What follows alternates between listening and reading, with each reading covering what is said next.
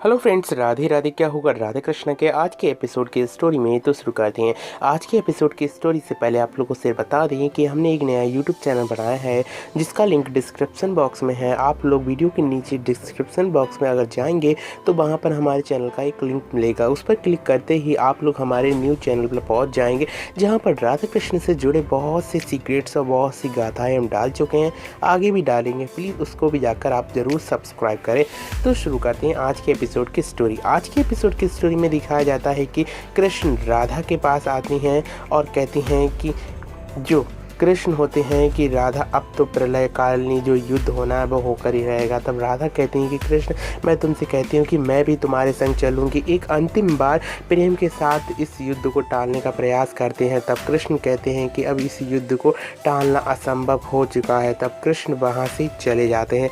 दूसरी ओर दिखाया जाता है कि उषा समस्त परिवार यानी कि यादव वंशों के जितने भी होते हैं प्रद्युम्न, अनिरुद्ध और शाम्ब को बचाने के लिए आती है और सैनिकों से कहती है कि मुझे एकांत चाहिए और सभी के बेड़ी खोल देती है और कहती है कि चलो मुझे इस युद्ध को बचाना है, नहीं युद्ध करना है। यह और कहती है कि चलो। तब शाम्ब कहता है कि यह तो मेरे के किराए पर पानी फेर देगी, इसलिए मुझे कुछ ना कुछ शीघ्र से शीघ्र करना ही पड़ेगा।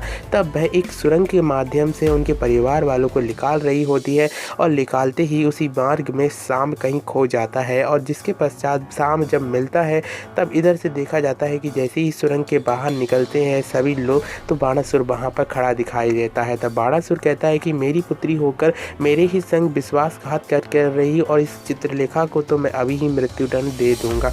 इसके पश्चात वह कहता है कि बांध लो इन बेड़ियों में सभी को और फिर से डाल दो कारागार में, और कहता है कि शाम्ब को तो मैं स्वयं कारागार में डालूंगा। तब शाम्ब बताता है किस प्रकार से उसने सैनिकों के द्वारा बाणासुर के पास ये संदेश भेजा था कि उसकी पुत्री सैन जो है वो एक गुप्त मार्ग से ले जा रही है कृष्ण के सभी लोगों को। यह बात को सुनते हुए बाणासुर कहता है कि और आगे की क्या तुम्हारी योजना है। तब वह कहता है कि चित्रलेखा को तुम छोड़ दो, क्योंकि चित्रलेखा से मुझे कुछ ऐसा कार्य कराना है जो तुम्हारी युद्ध में पूर्णता से विजय करेगा। इधर से दिखाया जाता है कि बलराम एक शांति संदेश भेजते हैं, लेकिन बाणासुर अस्वीकार करके उसमें आग लगाकर कृष्ण के ही रथ की ओर फेंकता है और इसके पश्चात कृष्ण कहते हैं कि अब वह नहीं मानने वाला है।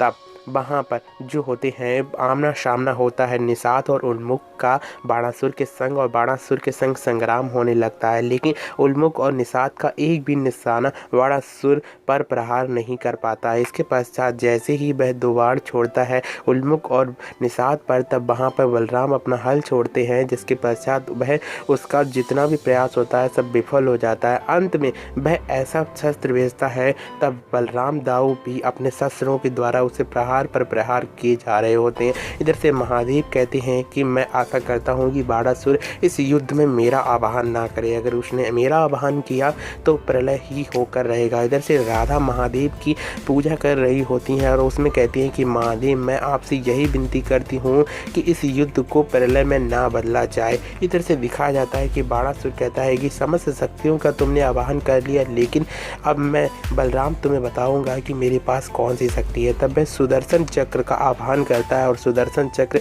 उसके ही उंगली के पास आकर रुक जाता है और वह बलराम की ओर छोड़ देता है। अब देखना यह होगा कि बलराम के ओर यानी कि स्वयं शेषनाग की ओर, शेषनाग की ओर जो सुदर्शन चक्र है वह क्या कुछ प्रहार कर पाएगा। तो यह सारी की सारी आप लोगों को जानकारी मिलेगी सोमवार को।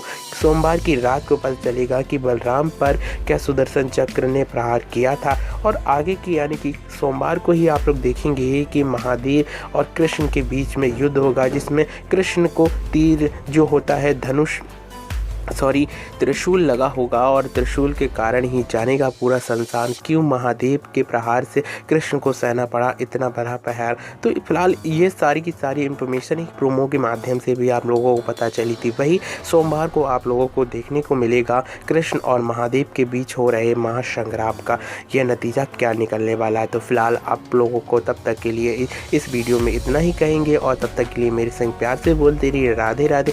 साथ ही साथ आप लोगों से कहेंगे कि हमारा जो न्यू यूट्यूब चैनल है उसको भी जाकर आप लोग ज़रूर सब्सक्राइब करें, क्योंकि राधा कृष्ण से जुड़े बहुत से इन्फॉर्मेशन आप लोगों को वहीं पर हम देंगे और बहुत सी गाथाएँ उस पर डाल भी चुके हैं, आगे भी डालेंगे। तो फिर से मिलेंगे एक नई अपडेट के संग, लिंक डिस्क्रिप्शन बॉक्स में है। Thank you for watching this video. Radhe Radhe.